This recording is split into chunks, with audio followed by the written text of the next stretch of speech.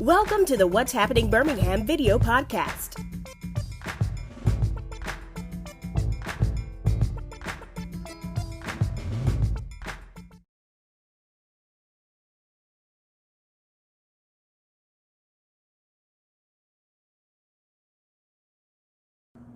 Hello everyone, this is Jarvis Escott with What's Happening in Birmingham. Today I have the honor and pleasure of being with Mr. Mike Miles. He is the Jefferson County Treasurer. He's running for re-election on the March 3rd Democratic ballot. So, Mr. Miles, thanks for coming on. Thank you. It's a pleasure. Nice to see you. Great. So, Mr. Miles come on to talk about his re-election and also talk just about the position of Jefferson County Treasurer. So, first start off, just tell the people a little bit about yourself and why you're running for re-election. All right. I was a student at Birmingham Southern College taking finance and economics courses, and my dad is a Methodist preacher, and he started Greater Birmingham Ministries. And he loved every part of it except the fundraising part. He didn't like doing that. All right. So he hired me, and I was his fundraiser. I went around, I knew every banker, every attorney, everybody. I went to see them all. But I worked with local government. I would talk to them about helping out. And this was, 1972. Richard Nixon was being impeached. George Wallace was being George Wallace. It was a real easy time to get disillusioned in government. But the closer you got to the local government, here was David Vann getting rid of Bull Connor. And here was Nina Mignonico and David Herring and others integrating the crowd at Legion Field so Billy Graham could come and have a crusade there. Everybody who wanted to come could come. They were integrating the public facilities and everything else. They were larger than life to me. And I thought, they're making a difference. Nixon is shut down the country. Wallace is preoccupied with running for president, but they're making a difference every day. I want to do that. It's really funny. Years later, President of the United States being impeached, the state legislature passing terrible laws, but the Jefferson County local government inherited, the people who are here now, inherited a government that was bankrupt. They had closed Cooper Green Hospital. I was running for treasurer the first time I ran 2 terms ago. Barnett Wright was interviewing me. And he said, "Why in the world do you want to be treasurer now?" I said, "What better time is there? I can be a part of the team that gets us out of bankruptcy. I can be a part of the team that reopens Cooper Green." And we have. That's what we've done. We're making a difference every day in people's lives. They can get disillusioned with Donald Trump. I certainly am. I was never illusioned with him. And they can be disillusioned with state government. But the county government works. When they come to this building, they get what they come here for. They get served. And the things that we're doing are working. And being a part of that, I'll always know that I was there the day Cooper Green reopened. I was there the day the foundation took over and is running it. I was there the day that I have a picture on the credenza behind my desk of the day the bankruptcy ended. $1.8 billion worth of warrants that we had to sell, and I signed the warrants the day we got out. I'll always have in my heart that I was a part of that. It's been the greatest experience of my life. Wow. So, for people that generally don't know, what are the duties and responsibilities of the treasurer for Jefferson County? The 2 main ones, and then I have a third that I really believe in. One of them is that I pay the bills, I pay the vendors, I do the payroll, I do all that. And the second one is I have control over where to make investments, which banks to use to invest the money in. How you doing? I only use local banks. There's 3 national banks here, Regions, Wells Fargo, and BBVA, and they're fine. BBVA we do a lot of work with. I don't do any work with Regions or Wells Fargo. The local banks put the money here in this community. They invest it here where I can see it and know what they're doing and know where it's going. The minority banks, I'm working very closely with them. I had an event the other night. Jason Eppinger, who is a remarkable young president at Citizens Trust, emceed my event for me the other night. We're very close together. But that's the other thing I do. I invest the money in local banks.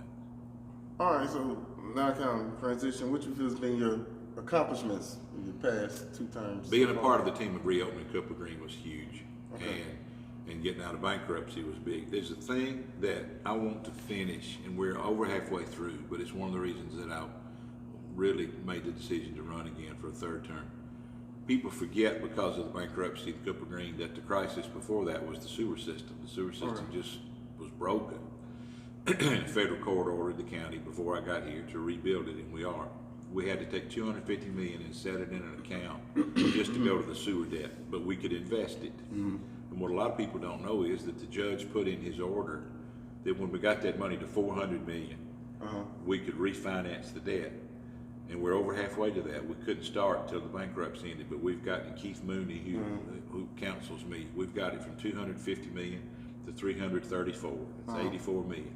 When we get to the last 66, and we work it every day, we 2 or 3 times a week we meet to move the money around. When we get to 400, everybody's bills are gonna go down. Okay. And I'm gonna have more money to invest in banks, and I will. I don't usually have press conferences. I've been here 7 years and never had a press conference. I just do what I need to do, but I'm gonna have one that day. Okay. I'm gonna have one. So, what are the other, just continuing, Sure. what are more of the current issues you feel like the next 4 years you'll face if you're re-elected? I want to do 2 things with the minority banks here. There's 2 fine banks here, but they're very, very different. Citizens Trust and Al-America. Okay. There's a unique problem at each bank. The problem with Citizens Trust, Jason Eppinger, now he can have any amount of money he wants over there. He knows that. The problem is that Atlanta can pull money out of that bank anytime they want to. They're owned by a larger bank in Atlanta. I made a speech one day and said, I did something real good for the county today. I just hope it's Jefferson County and not Fulton County. Trying to keep the money here. Okay. One of the things that Jason and I negotiate with Atlanta all the time to do, we go over there 3 times a year and we meet with their board and ask them, we'll say, we can put more in if you'll leave it here. And we want to keep that negotiation going because it's pretty far along. Al-America is a very different situation. That was Donald Watkins' bank. And they've suffered some because of the publicity and other things. We're trying to keep that bank alive. Somebody's going to have to buy it. The FDIC has ordered the current owners to sell it. But we want them to sell it to a minority group that's committed to this market. Invest the money here. There are other companies that want to come in and buy it and run debit cards through there, and they make a lot of money, but they're not going to spend any of it here. We need to find a bank that wants to be a bank that wants to make commercial loans and home loans here. The largest home loan company in America, especially to lower income groups, is not a bank. It's Quicken Loans. Quicken Loans? Quicken Loans makes more loans to minority home loans than any company in America. Okay. And that's how critical it is to me to have a minority-owned bank in Birmingham that's here to loan money to businesses and money to buy homes, or else we're going to be not victims, but beholden to Quicken Loans. We're going to be at their mercy, I'm afraid, for a long time, unless we can make Al-America a permanent, stronger bank than it is. All right, so you've been on the job 2 terms. Right. Just for voters to know, what type of qualifications or qualities you feel someone should have to be in this position? Well, we have a whole lot of advisors. We have a whole lot of very highly skilled people that are bond salesmen and bond analysts and all that. Thank goodness we have them. They serve a very useful purpose. The main thing you need to know is you need to know the need here in the community, and you need to know what people you can pull into a meeting if you're trying to get Al-America to be bought by a local group. Who could we invite to this? Who would come and who would be interested in helping? You need to be able to look a banker in the eye. This is a long answer that I can't really give you in this time, but because Donald Trump has taken the regulations out of the banking industry, it's hard to know what their true Community Reinvestment Act numbers are. So what you have to do is you have to get to know the board of directors of the bank, and you know a lot of them. You say, who's on your board? How many are black? How many are women? How many are in positions of responsibility? You got to know how committed the bank is to diversity. One more thing that's really important. That's the word is transparency. I really believe the best way to get results is to be real open. Every dollar that I invest is public money. And I put it on the webpage. If you want to see where the money is, I want you to see it anytime you want to look at it. Real important. Okay. So you're in the crowded, I wouldn't say crowded field, but you have 2 other opponents. Why should voters choose you? 2 things. One of them is results. We're getting results. I mean, you're $1.8 billion worth of warrants. We're out of bankruptcy. Cooper Green is reopened. The sewer debt's getting paid off. We're making money there. The second, we're really, really making some progress on getting Al-America either rebought or strengthened, and we're making progress with the holding company in Atlanta that owns Citizens Trust to keep it here. Those are relationships that take time to build. It wasn't that way when I came walking in the door. You have to budget a lot of time, and you have to meet with them. You have to, but to know them and have them know you, to have them know that if I make a commitment to them, I'll keep my word. And the relationships that you build over time here in the building with the county CEO, the CFO for the commission, you got to have really good relationships, trust and relationships, and I have that. I'm very grateful for those relationships. All right, so on Tuesday, March 3rd, vote for Mike. Primary election. how can people get in contact with the campaign and for more We have a information? web page. It's www.mikemiles.org, I believe is what it is. I haven't contacted it myself, so I'm not sure. Okay. But I have a web page, and I have a Facebook campaign page, and you can contact me very easily. And I wish you would. I mean, we got 5 events today that we're going to do. This is the Now, first one. phone number, they need to call you? Or? They can call the treasurer's office, Okay. or they can call my cell phone. But call the office, 325-5373, and leave a message, and I'll call you back. I'll be glad to call you back. All right.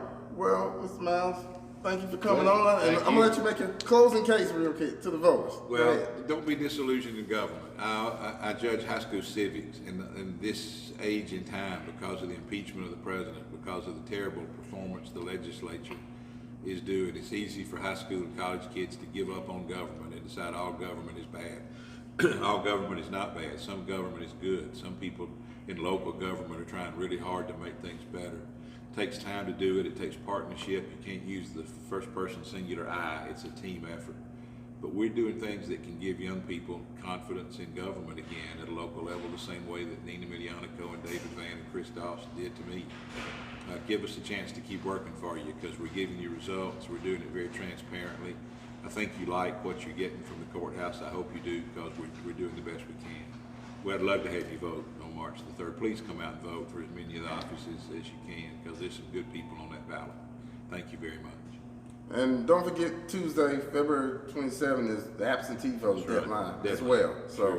if you can't make March 3rd, try getting in for February 27th vote as well. Just want to add that to everybody. Very important. Yeah.